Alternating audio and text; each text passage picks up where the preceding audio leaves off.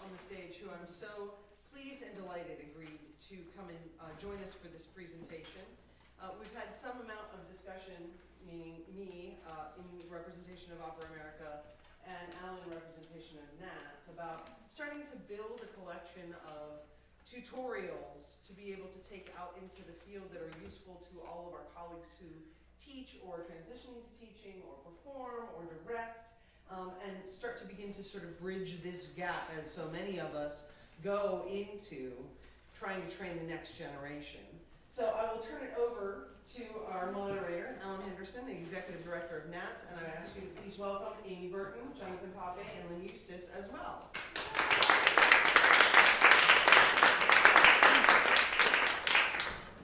Well, thanks.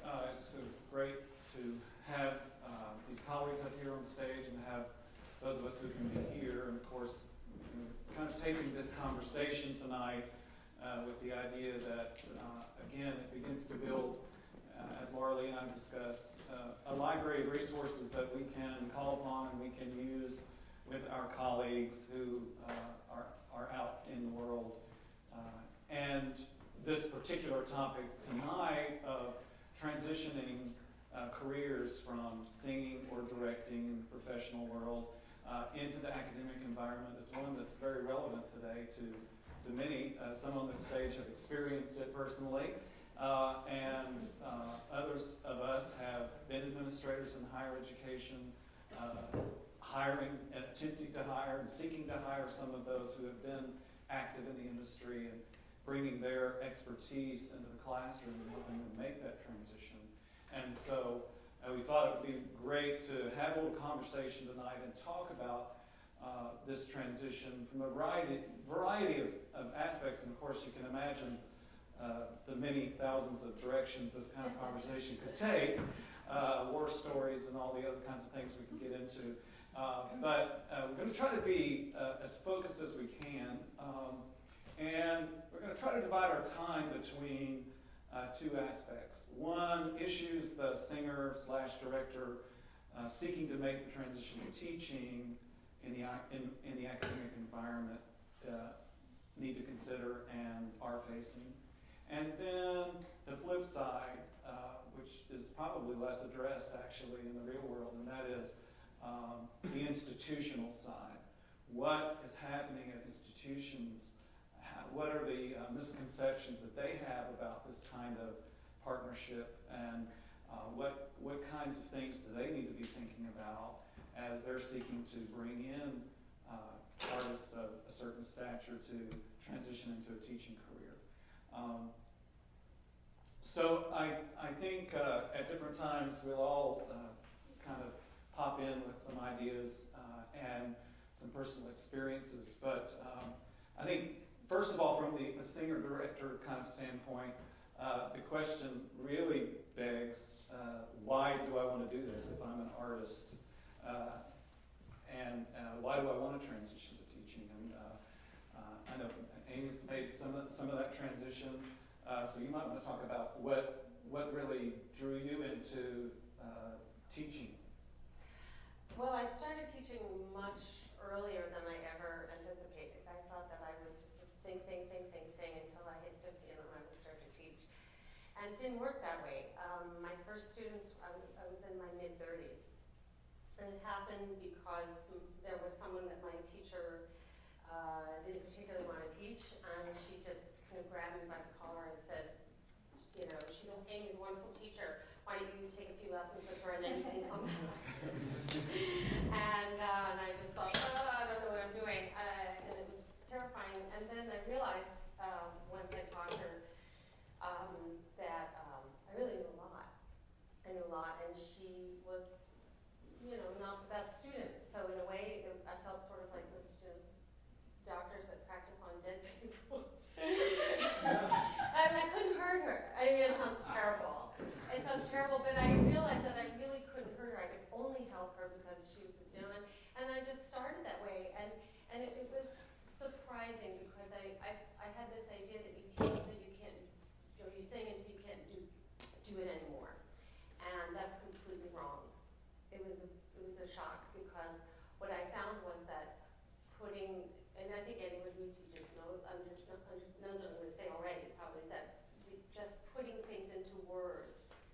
makes you understand what you already know. And so then when you go back to your own performing, you understand things in a different way. So, and I'm really glad that I started teaching early because I also wanted to know if I would like it. Because I thought, well, maybe I'll become a director, or maybe I'll, try to go into arts administration or something. And I just didn't know if I would enjoy teaching. After all those years of being so self-centered, which you have to be in a certain way as a singer, I didn't know if I would be able to be generous. And it was a great relief in a way to find out that I could be. And also that I got something out of it too. I learned so much. There have been times that I've helped students solve problems in areas that I had trouble with myself. And then I went back and said, okay, well, if I were taking a lesson with myself, I would say this, and then the problem was fixed. So it wound up being a great enrichment to my performing life. Great. A bit of it, anyway. I think you make a perfect example of the many paths that we take. Some have the idea, just that you did at the beginning, of I'm going to sing and I'm going to sing and I'm going to sing. There'll be a point where I'm just going to decide to make that transition. And there are others that it's a much more gradual process. Of course, often money comes into the picture as a incentive to why I want to do this. Income may be waning in other areas of our lives, and this is seen as a somewhat secure income source. I think, what about, Jonathan, from your perspective of this mixture of how to balance a directing career, for instance, keeping your kind of feet in both places, and how to balance that?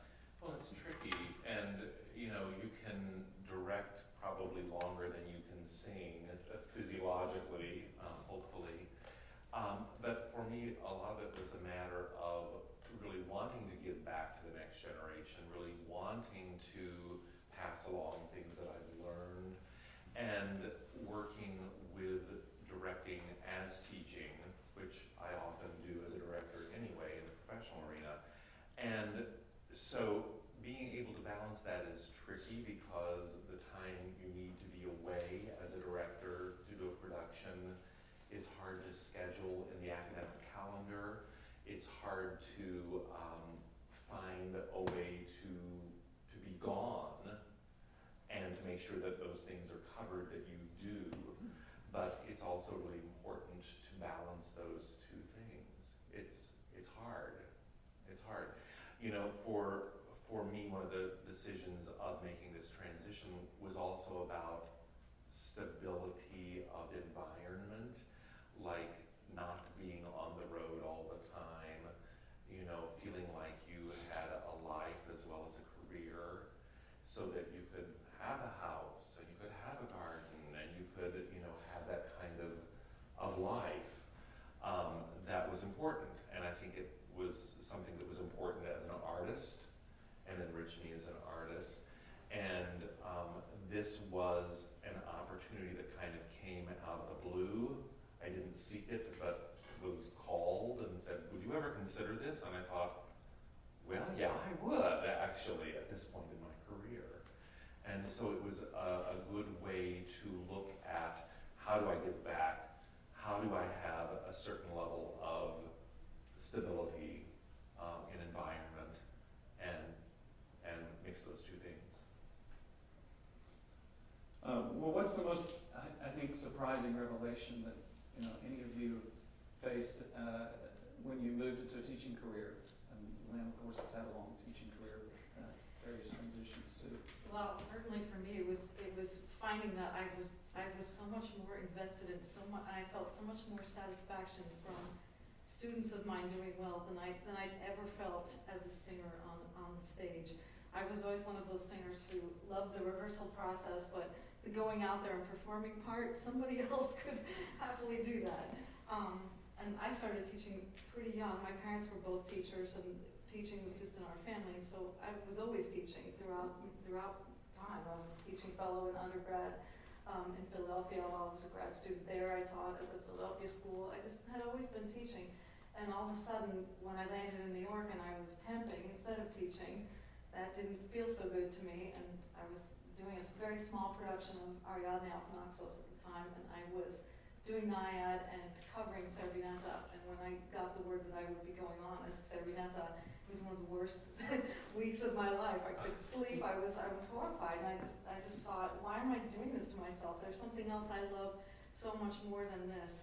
And I dropped everything and applied to doctoral programs and started at Florida State at about 30. I was about 30 when I started there. So it was surprising to me that I just felt so much happier and more confident in the teaching studio than I ever did as a singer, which is, I never questioned, well, we all question all the time everything we do in the teaching studio, but I felt confident that I could take this person from point A to point B, even though they might be scared.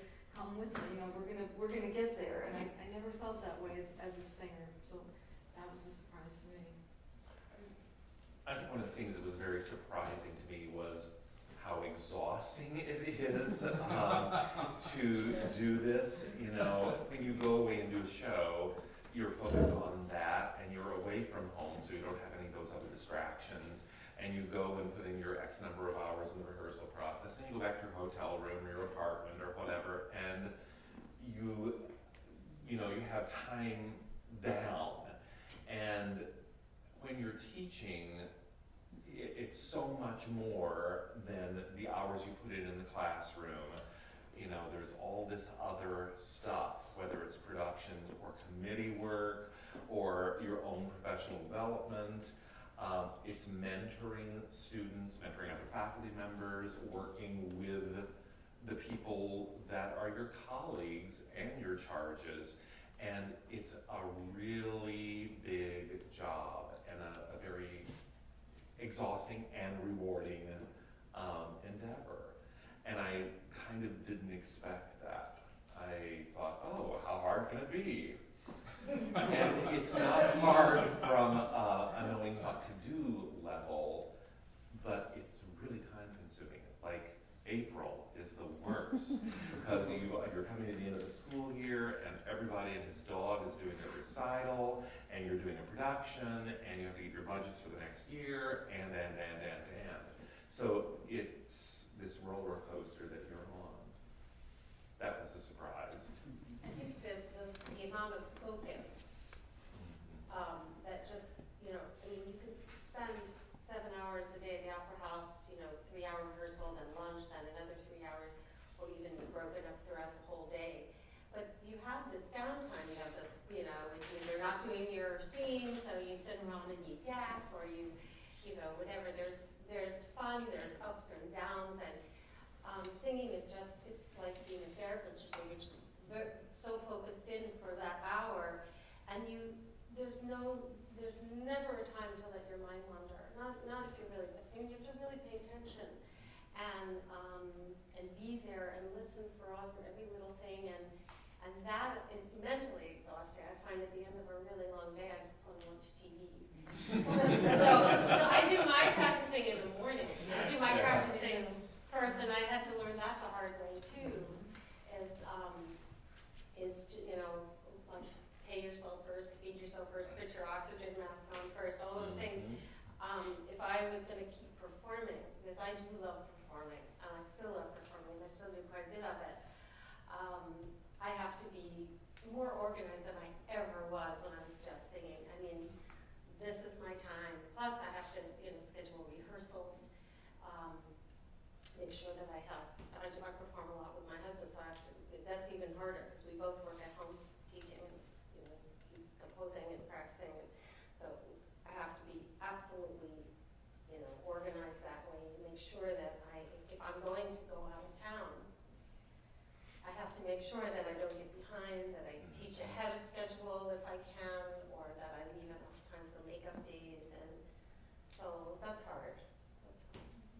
Yeah, I think just naturally you've addressed a lot of kind of the misconceptions of of people who are out in the world performing and think, oh, I'll just turn the switch on and go teach. And the conflicts inside ourselves about our own adequacy or inadequacy at this venture of teaching.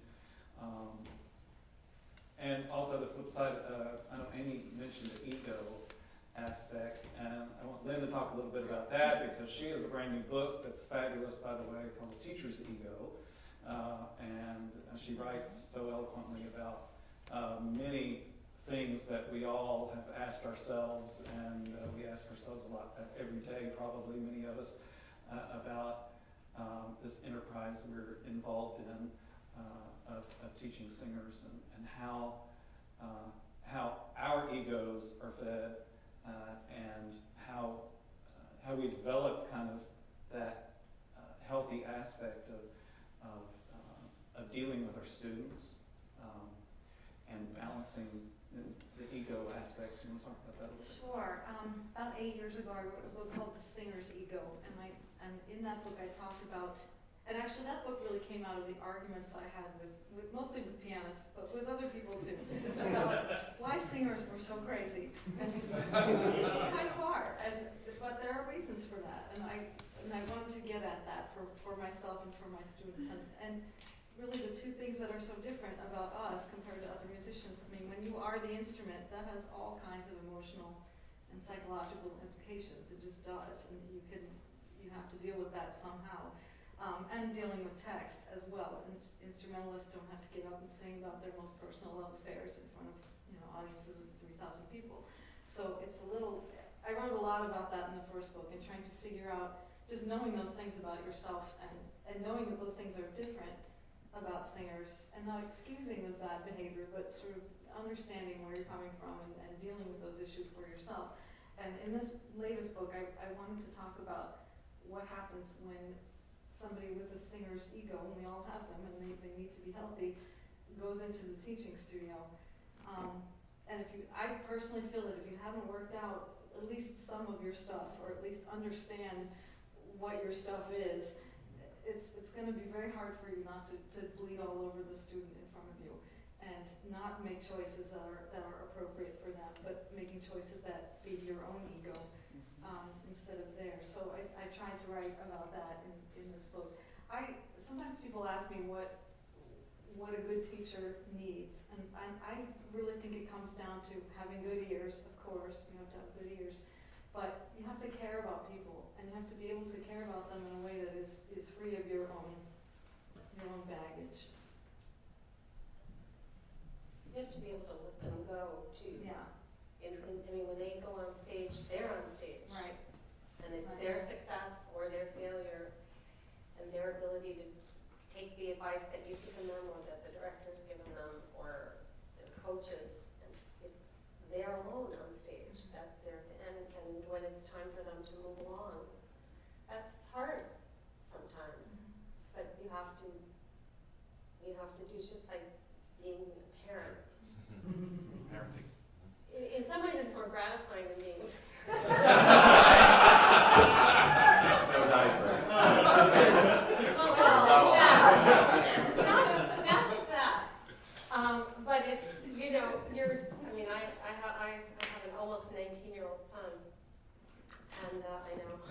we need to have a lot of catching up. That's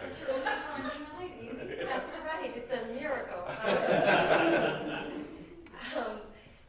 But the teenage years, the famous teenage years where they rebel and they have to prove themselves and fight against what you do. And there is some of that goes on too. Sometimes they bring in their baggage and they want to act out, and you have to know how to be appropriate and how to deal with that. There are some hurdles there.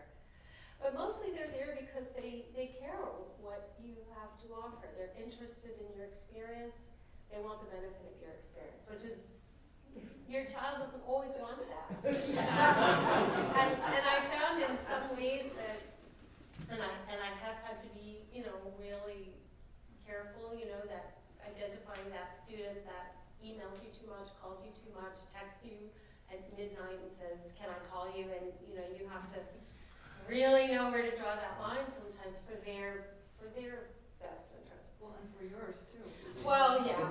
Now, I had one student who was texting me like all sorts of inappropriate times, and saying, you know, it was one crisis after another, and I had to just simply shut the door and say, we'll talk about it at your lesson, and that was that. And I had to learn that because I wanted to be sympathetic, I wanted to be that, you know, that wonderful, warm, loving, nurturing teacher, but that's, you know, when you have to recognize that too, because that is in their best interest. But it's very nice to feel that now I'm dying to read your books, but the ego of the singer is that you have something to offer, and you know, that this conductor, this director, this opera company likes that, resonates with that, wants your gift. But it's another thing when you also feel like all those years you spent on stage have value. They have real value, not just looking back through your scrapbooks, but you can, you know, just how you can give your gifts away and they just keep giving. And that's the right thing to do because people helped you along the way. It's the right thing to do. So that's a wonderful feeling. And some things are just the most basic things. You know, just have breathe. Yeah, I think some of the other kind of misconceptions we kind of had on our list were, you know, things that people think, well, you know, I can make my own schedule. I'll just have to teach voice students, that's all I'll have to do. And what's a Vita? Can I just send them my web page address, you know, for an application? So there, you know, there are also nuts and bolts things and these terminology things that we just mentioned that are issues. And I think a big thing is it's multidimensional. You know, on one side, we might go into this enterprise with, well, you know, I'll be good at this. I can just, you know, I can be the kind of mentor my teacher was to me. And it's the, you know, kind of the Socratic model of pass it down, and I'll pass down what my teacher taught me to, and that's intertwined with a difference between teaching voice in the studio and the entree that many artists get into teaching, which is being asked to do a master class when they're out, you know, singing, gigging with the opera company or with an orchestra or at a university. And we all know these artists that get up and one of their first segments is, now I'm not going to talk about technique because you can deal with that with your teacher. I'm gonna deal with style, because often that's what they're more comfortable with. Often those who haven't had a lot of experience teaching in the studio, and so realizing that being a voice teacher is very different from being, you know, from coaching singers on the style we know how to do. You know, if we were known for our Mozart roles or various other, our modern repertoire, etc. So I think that obviously brings up this aspect of planning ahead for the transition of those that are thinking about making this transition. Thinking ahead, many of us don't. We just we've fallen into the opportunity that's been presented to us to kind of change the way we live and open a new door. And I think many of us go in that with a very realistic and thoughtful approach. I think it's important for anybody that's considering doing this kind of a transition that they allow themselves and expect of themselves a steep learning curve. I mean, it's different than doing a master class. It's different than, you know, performing or directing in the professional arena. And yes, it's very much related to that, but just the world that you're entering, whether it's a university setting or a conservatory setting or some strange hybrid of the two, it's different. And knowing the rules of that, accepting your given circumstances, if you will, and learning what this world is like is really important, and there will be surprises, and expect that. Yeah, I think so much about it is preparing yourself for that change. Also, it means looking at, you're not just going to teach them what you know, because you also have to help them discover, you're not only going to teach people that sing exactly the same repertoire as you, so, and even if you do some, not every approach is going to work for, you have to develop a few different ways, well, a million different ways of framing something so that you can get your point across to someone who has a very different experience from you. You have to assume that they're going to have their own experience. You have to help them understand their own voice as you learn about it. So, also just to take that parent analogy a little further, if you are going to raise your children just the way your parents raised you, or not at all the way they raised you, that's not nuanced enough. Because, if you teach your students exactly the way your favorite teacher taught you, that may not work for any particular student. So you need to, I think, sit in on people's lessons if they'll allow you to, read, watch, there's so much to learn and so many different approaches, and you never know which is the key that's going to open a particular door. Yeah, and I think it's impossible to teach just like another teacher, your own teacher, because you have your own ears and your own way of hearing what you're seeing. Sometimes I tell my students it's like going to the eye doctor. You sit there behind those glasses and they say better one, better two, and you sort of go, sometimes you go, maybe one. But at the end of the session, you have a prescription that you've gotten to by a series of small, very subtle choices that teacher made for you. So the ears are so important, and your personality is going to be different as well. So I think, finding the professional development opportunities that are open to you when you're thinking about making this transition. You mentioned finding friends you can sit in on lessons, or those who you respect as teachers. Reading. There's of course conferences.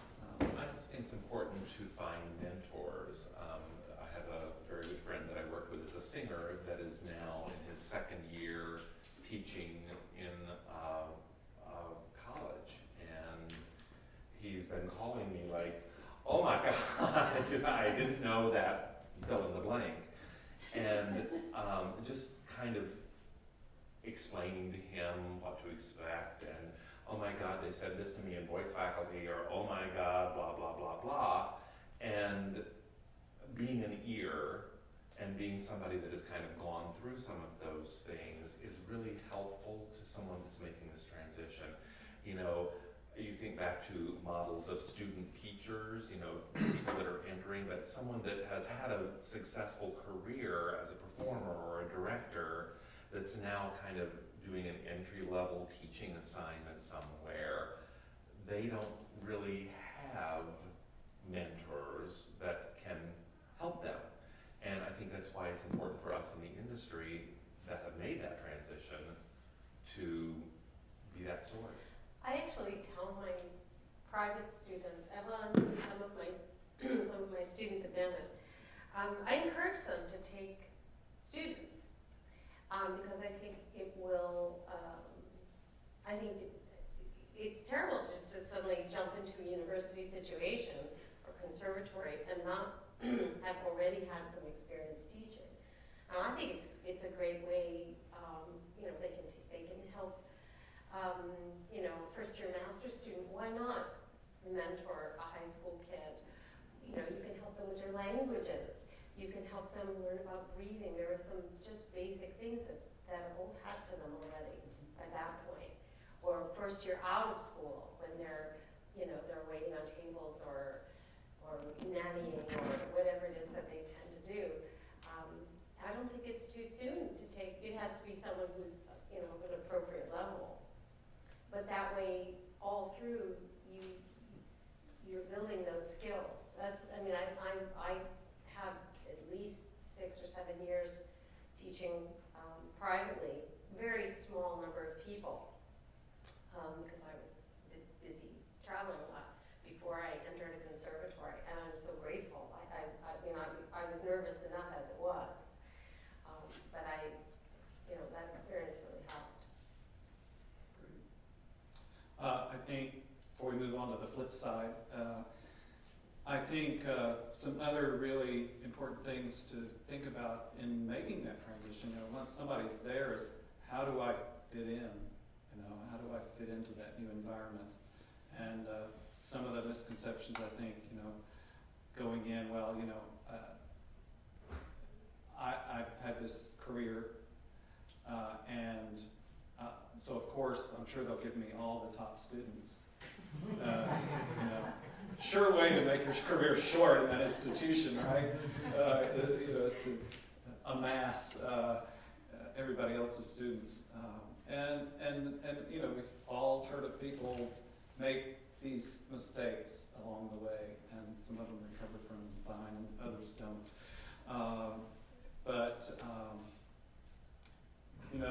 And the understanding the pace with which change happens or doesn't happen in higher education is an important thing for those trying to make this transition. We all, being the creative people we are full of ideas about how things can be better, how things can be better for our students, for this program we've become a part of, but if we are really prepared on the front side that this is a long-term journey, and we're going to have to choose the things that we can change and how we can affect change, and of course the main part of that is just do your job the first year and find out what the landscape is like. Many of us will have contacts with people we end up teaching with, and we will have known them from other places when we enter the collegial environment of the teaching institution.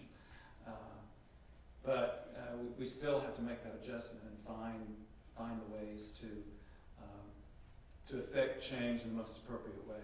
And again, like Jonathan says, latching onto those people at the institution you begin to teach to, that you see they're respected for their opinions, they've been around a while, they know the pace of change at that institution and what can and can't happen, and begin to have conversations and develop those ideas and see how you can work collegially and as a group to make those changes is so important, I think, to have a successful transition into that. Well, let's take a look at the flip side before we take some questions. And when we think about the institutional side, we think about things like, why do we as an institution want an established singer or director to come teach at our institution? There's some obvious things.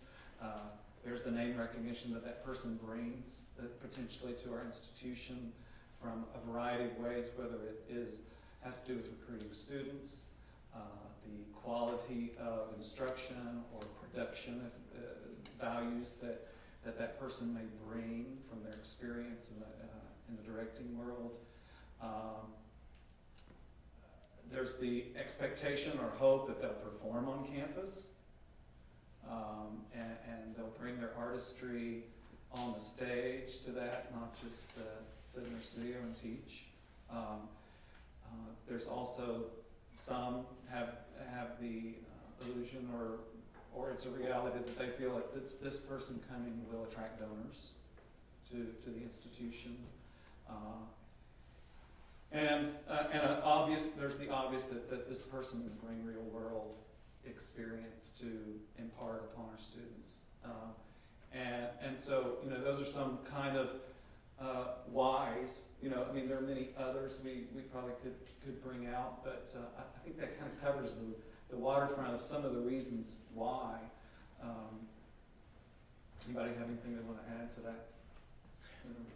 I also think it's important to know the difference between what the administration, what their whys are, and what your colleagues' whys are, and if they are in sync or not in sync. And that's one of the biggest misconceptions that we have, because depending on the institution, obviously when it gets to the final hiring process in most of these searches, it's you dealing with a department chair, a dean, somebody negotiating the contract, then making the offer about what you're going to teach, what compensation is, and all this kind of things, and this back and forth that happens after the committee has recommended you as the person they want to hire. And having a really clear and honest conversation with that administrator is so important to get, depending on the institution, to get as much on paper as you can if you feel like that's necessary in the environment. But also I think it's important to ask the question when you're in that stage, where do you think the voice faculty or the opera faculty or whatever group it is, however the faculty is organized, what do you think their vision is for this department moving forward, and my abilities and what I can bring to the institution? Because I think when you ask that question of that administrator, at that crucial point, you can easily find out whether that person really knows what those faculty think. Because we know that these positions, that there are so many different ways that colleges work in the sphere of trying to bring in or attract a person of a certain status in the industry to teach. There are tenure track lines that get created. There are any number of specially termed lines, or something new is created that didn't exist before, this idea that we should get so-and-so to come teach for us, for even this possibility existed. So we have so many constructs to deal with, and those various things come with totally different requirements.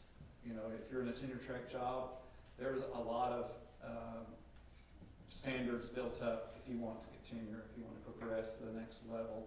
If you're an artist in residence, there's a whole different aspect. If you're in a metropolitan area such as New York, we're basically here where there are very few, if any, tenure track type lines, and everybody's on a contract, kind of like a part-time contract or a full-time contract, year to year, those kinds of things. So they're more like contracted labor, basically. And so your expectations are different for each of those, and the administration's expectations are so different. Lynn's been a graduate associate dean, I guess, at North Texas at various times, which has been the largest music school in the country. I think the search process was one of the most surprising things to me when I started in academia, because in 13 years at UNT, I went through a lot of searches with our committee, and it was really surprising to me how politicized that process is. I really thought it would be more, the best ones would just rise to the top, and then we'd make a decision that would be that. I know it's not how it happens, and it's when I have friends, since I started teaching sooner in my career than a lot of people, I've gotten a lot of emails and calls from singers I knew back in the day who now want to find a job, and most of them want to know how they can find a job at the same level as the one I have now, without having done any of the years that I've done in teaching, which is a little frustrating sometimes. But I try to talk to them about the cover letter being really important, and the resume, of course, but the cover letter to me, if we get 100 applications for a position, I don't have time to go through everybody's thing, I read that cover letter and I'm looking for two things. This is just me personally. I'm looking for two things. I'm looking for, does this person have qualifications that would be appropriate for this institution? You know, a school like UNT, somebody who didn't have a doctorate, for example, or didn't have significant professional experience. If they just don't have the qualifications, I don't look any further. The other reason I don't look any further is if I get any hint from the letter that this person is going to be a difficult person for me to live and work with for the next foreseeable future. Because being on an academic faculty with people is a little bit like being married to them for a long time. And I don't want to have somebody who says, you need to have me because I'm so much better than anyone else here. I mean, they don't read like that, but you can get the sense from the tone of the letter. It has to be confident, but not I'm going to be the best thing that ever happened to your school, and the rest of you don't know anything. So, you know, I think it's important in the process, you know, say you get an interview, I think it's important that you ask a lot of questions. The interviewers Absolutely. ask questions of you, but it's really important for you to ask questions of the faculty. Often they're like meet and greets over lunch or whatever, and don't miss that opportunity to really probe about what is this faculty like? Do they get along? Do they talk? Do they really want change? If so, what is that change that they want? What is their vision for their program? And how might I fit into that?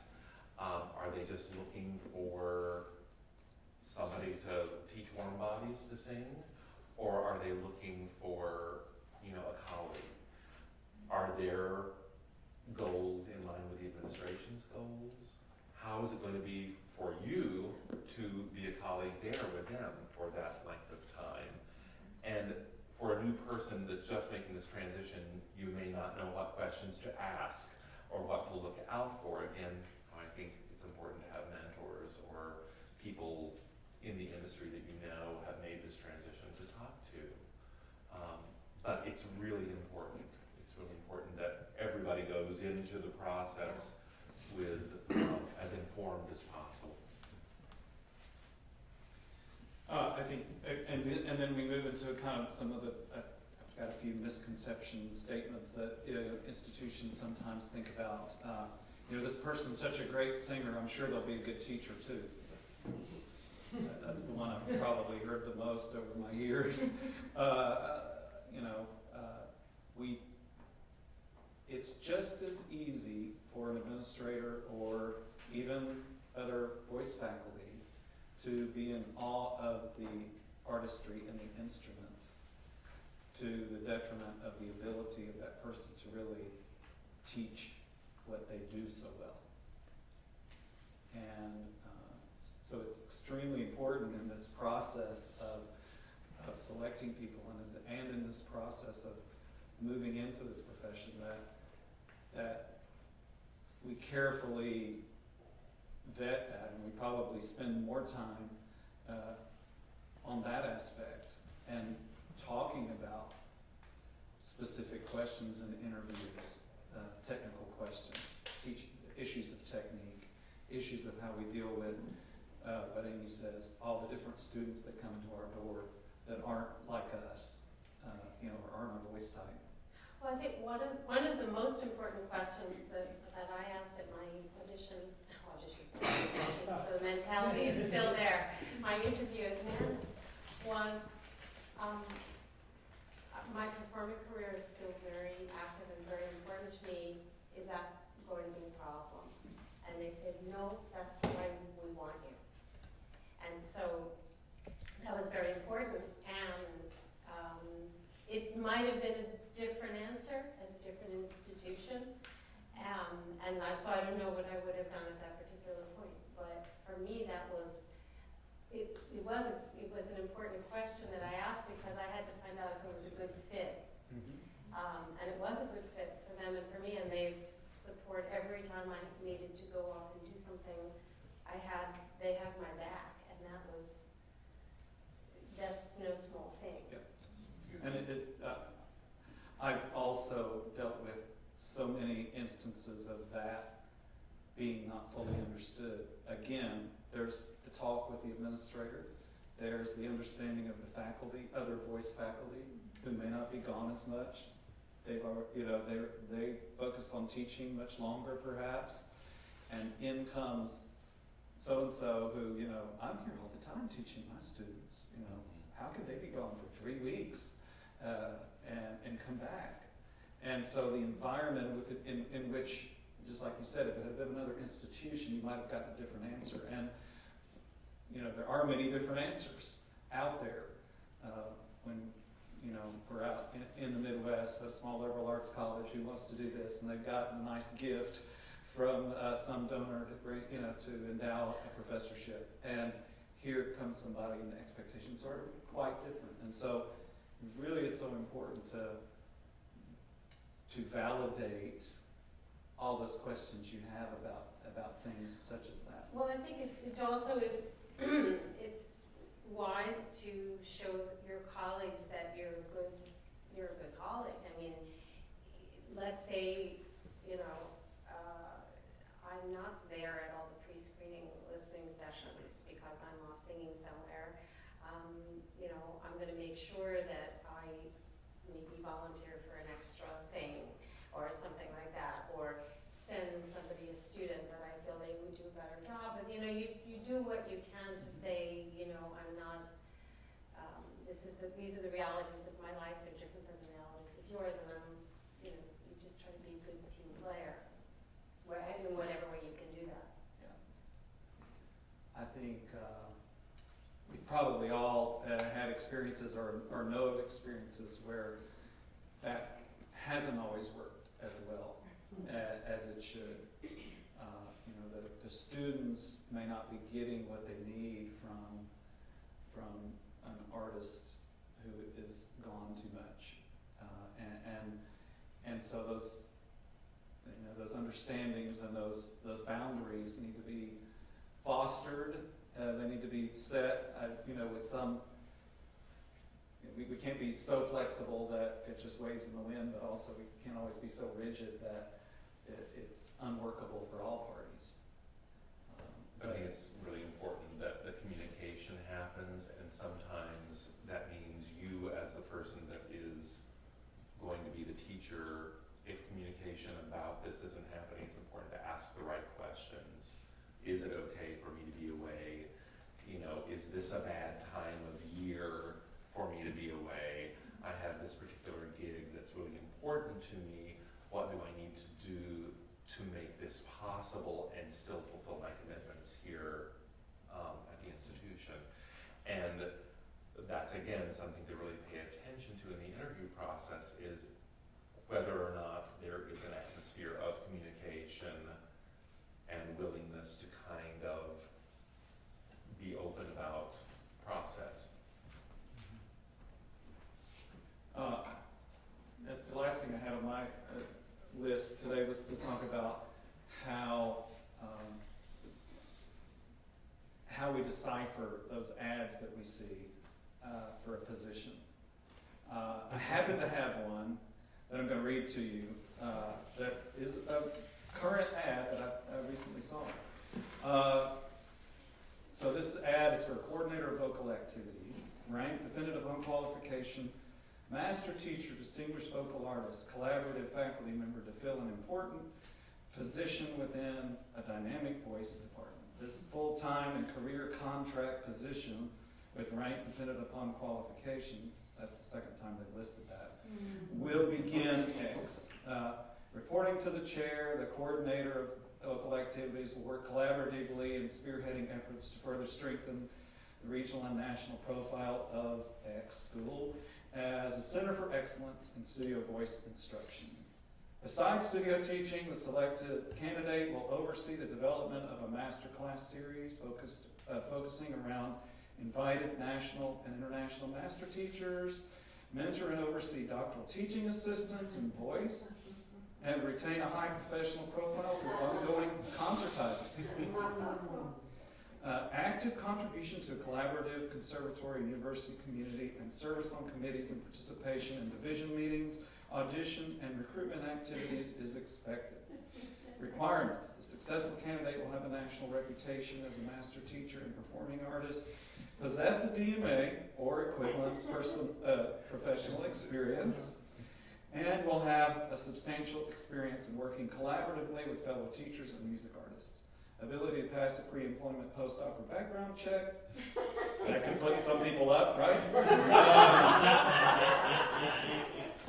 Rank commensurate with education to apply, please submit a letter of application, a curriculum vitae, including the names and contact information of 3 references, illustrative recordings of works and other supporting documentation that may assist in the evaluation of candidacy. And it talks about where to submit your materials and when the screening deadlines are. So, we begin to see, the direct conflict of just what we've been talking about. The expectations that are thrust upon a person who has a certain stature, obviously, that they're seeking. And then trying to match that with the expectations of that seem pretty daunting to me. And the whole committee spent hours on this, crafting this thing. Yes. Exactly, and it had to go through a legal department Yep. probably, and several administrative levels before it could even be sent out there to be printed and distributed for the general public to view. And so it screams out. It screamed out at me, and I said, I've got to bring this one to this forum for us to really see, what we're dealing with here from what some people think they'd like to have. And so lots of questions pop out at me. Well, what is a career contract for the track, first of all? I mean, everybody has their own little differentiate terms at their institutions. So if I were reading this as somebody who is seeking a position, I'd be, how am I going to find that out? Well, you're probably going to go to their website, and there's probably some kind of big, long legalese document buried far in their website in the human resources page or something that defines those levels. Another thing that really popped out at me was, this masterclass series. That's pretty cool. It sounds like that'd be fun. But what are some of the questions that come up to you when you see that? The first thing that comes up, and aside from the fact that I hope there's a budget for an assistant. But I'm looking at all this, but the very first thing it says here is reporting to the chair of the voice division. So you've got a position of tremendous authority and a lot of responsibility, and yet ultimately somebody else could just redline your budget or So that's not a good idea. yeah, and meanwhile you're supposed to be outperforming as well. Does it say teaching in there anyplace? Besides studio teaching. Yeah. So you have to do this master class, you have to also supervise the DMA candidate. Yeah, which you may not even The biggest red flag to me in my position with Nats is, they want this person to mentor and oversee doctoral students. That's like a big, huge yikes to me. This person potentially could be hired only having a bachelor's degree, never even having gone to graduate school or been in an environment such as that. It does happen. And it seemed, if I were looking at this skeptically, which I was, I asked myself, they're really willing to put the future careers of doctoral students who are likely to be on a track for teaching as a career in the hands of someone who may never even taught much.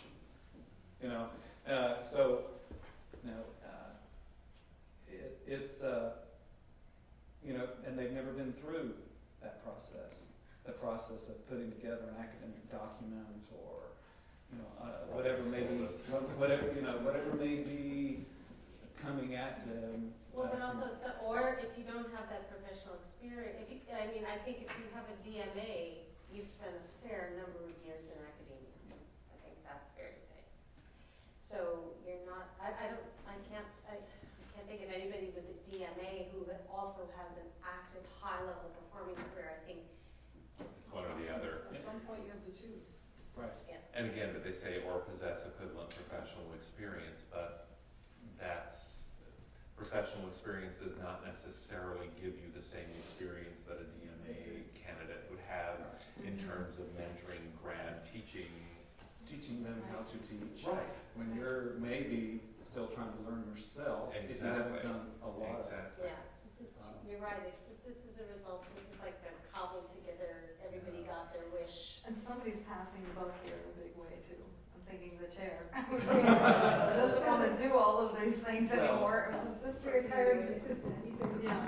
this is the assistant. Yeah, exactly. And if you know, for the masterclass series, you would raise a point about, do they just want me to bring my friends in because I have contacts in the business? Are they looking for a cheap way for me to bring people to their school? Yeah. You know, do I have to call in all my markers?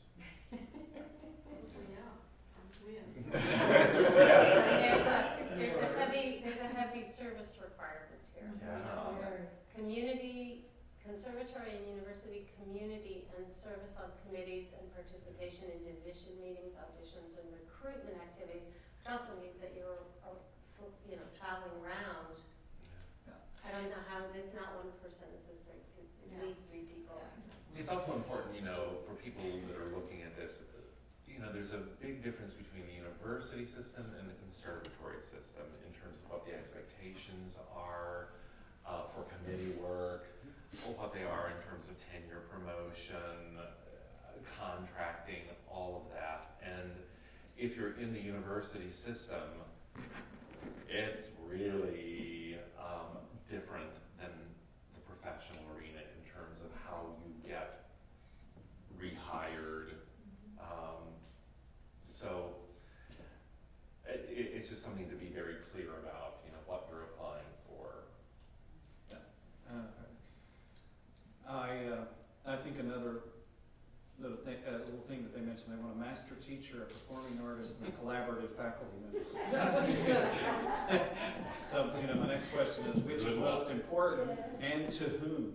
It goes back to Jonathan's comment earlier about, okay, the dean wants X, the committee probably wants Y, and the faculty want the third one, or some mixture of that.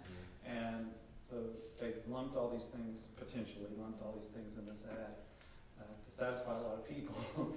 But ultimately, are all those people going to be satisfied? It'd be interesting to see. I'll be interested to see. It's also interesting, to look at what they want in terms of where are the students in this, and do they want a big name to draw students, to be impressive to their donors? Do they want somebody that's really a real good teacher? What is it, and what are the students getting out of it? And does anybody care about that?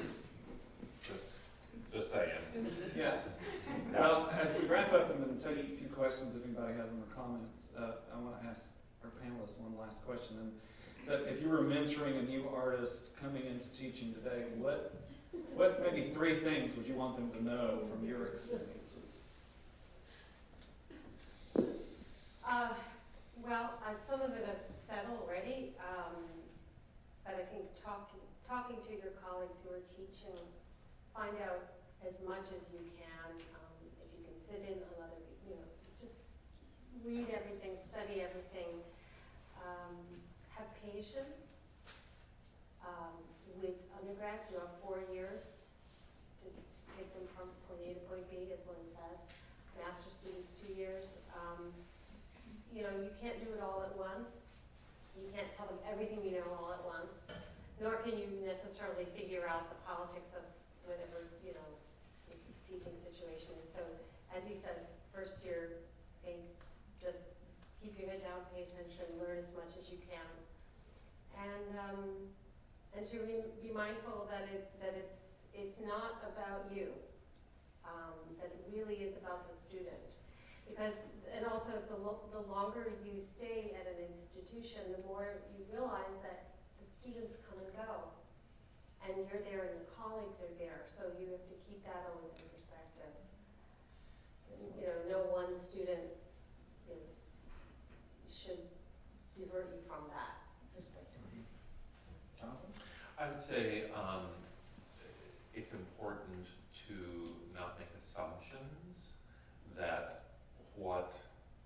tells you is reality. Just be observant. Make sure that you ask questions, that you are communicative. Make sure that you document things. Don't assume that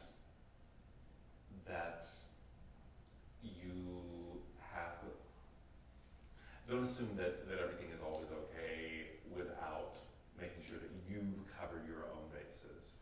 I think I would tell people also expect to be surprised by how wonderful and rewarding it is, by how students will amaze you even with their limited skill set in that thing that we do, that's why we do it. And prepare to also be amazed that it's going to change you, and that's a good thing. But if you're not willing to be changed, don't sign up. Yeah, obviously these are all great statements by my colleagues here. Just adding to that, I think you have to understand it's going to be a different set of skills and a different life for you, and that doesn't mean you have to forget the other life you had. I think you have to keep something for yourself outside of your teaching. Again, to keep yourself fresh with those students and to keep from doing something with them that would compromise them, because now you're moving your singing ego into what you're doing with your teaching. You have to make sure that you still have something else that fulfills you. And I think you have to be prepared for the just emotional, personal investment that will happen if you're a caring person at all. It will start to happen, and so you have to be ready for that, I think. Could I add one more? I make a big effort to go to their performances, and I think that is something that if you can go that extra mile and see them in action, you see a different side of your students than when they come to the studio and they're some of them may be in awe, or feel very in a different mode. They're sort of in the mode to be told what to do or not criticize is too strong, but they come as students, and when they're on stage, they're artists, even if they're young artists. And I think it's important as their teacher to see how they are in action as much as you can, and that does require taking some of your own time to do that.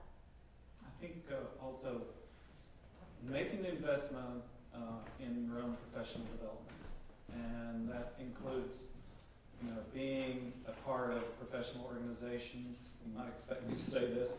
But the National Opera Association for Opera Directors, Opera America, the National Association of Teachers of Soprano. Being involved in those arenas provides a wonderful framework. It provides a wonderful group of colleagues that you can call on as you put yourself into that network of chapters, or however you're involved in those organizations. You begin to find a group of colleagues that they're going through it, or have gone with you, you've gone through, and they're dealing with the same issues, and they become a wider sphere of people that you can draw on. And I think all of our careers have been enriched by being parts of those organizations in particular, and giving back in that way as well. Anybody have any questions they want to add, or comments they want to add to this? Maybe some wisdom from the audience is appropriate as well.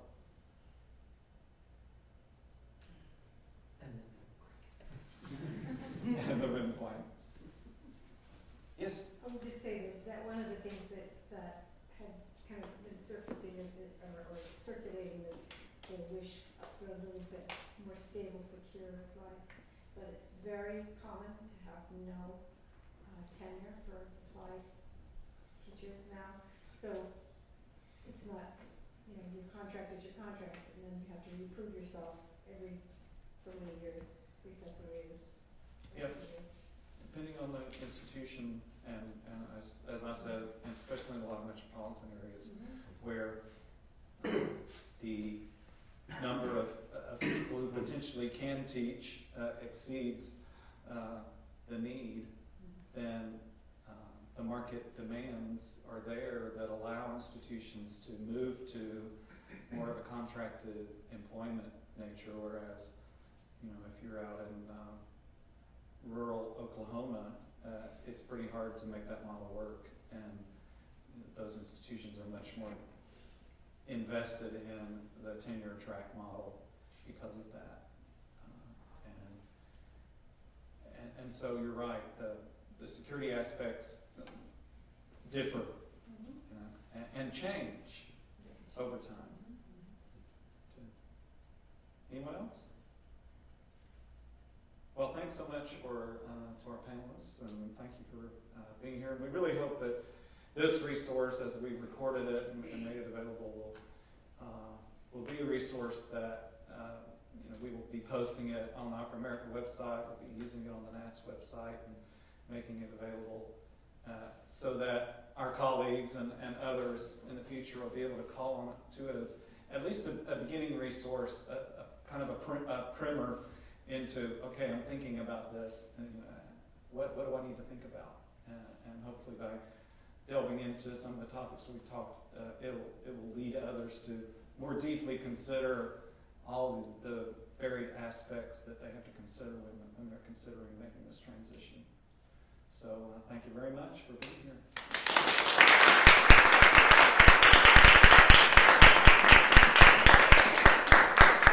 Thank you all for doing this, and we're really happy to start to collaborate and do these things between Opera America and NATS, and hopefully with even more of our colleagues across the industry.